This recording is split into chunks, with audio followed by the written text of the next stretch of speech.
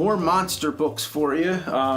So these are mostly, I'm going to focus now on making of movies, like, behind the scenes information. This one right here, this is all about King Kong. King Kong by Ray Morton. This is a really, really great book for everything you'd want to know about the making of King Kong.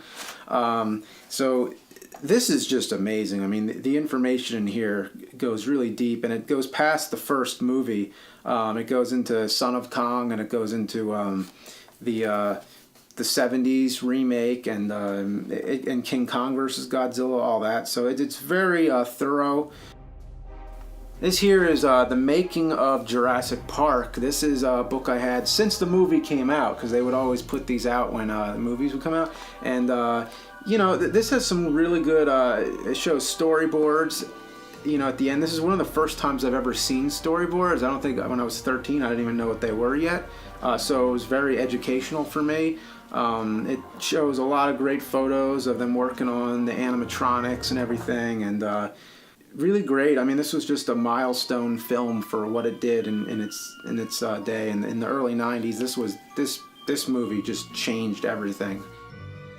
And then there's Footsteps in the Fog. Not really monster, but Alfred Hitchcock. I just thought I'd throw this in here. Is that I picked this book up when I was in San Francisco one time, which is where Hitchcock filmed a lot of his movies.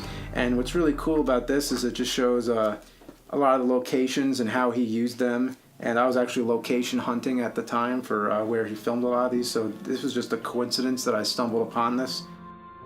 Then there's the Twilight Zone Companion. If you are a fan of the Twilight Zone, this is the book to get, because this tells you everything you'd want to know.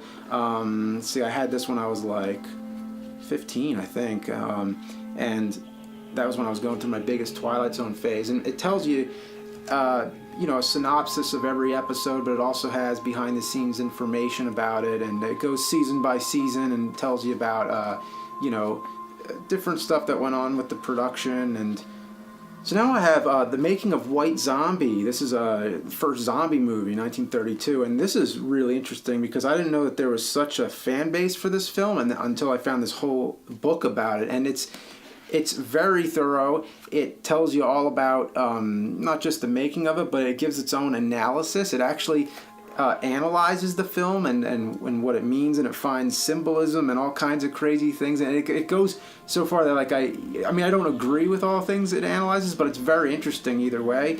So sometimes it's kind of hilarious how far it goes, but how much it reads into this little horror film. But it's really great. I mean, so if really a niche thing, but if you're really a big fan of White Zombie, then you got to check this out. Oh, and this is From Silicone to the Silver Screen. This is The Making of The Blob. This is very, very informative. And this is by Wes Schenck, who is the caretaker of the Blob. He still has the slime from the film, and is an all-around historian who's, put together all this information about the making of the film. So, the definitive book on the Blob. So, gotta check it out if you're a fan of the movie.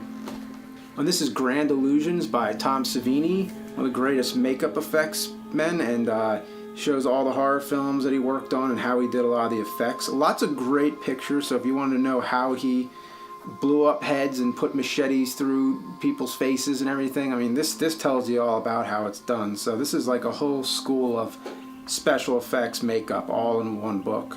And he has more of these books too, so if you want to check it out, Grand Illusions. Well, then there's Grindhouse. This is, the Robert Rodriguez, Quentin Tarantino film. It was released as a double feature. Only double feature I've ever seen in my lifetime. This is just fun either way, just to flip through and just see all the pictures in here. So I like the way it's all weathered and looks like the book is old and beaten up, just like a Grindhouse film.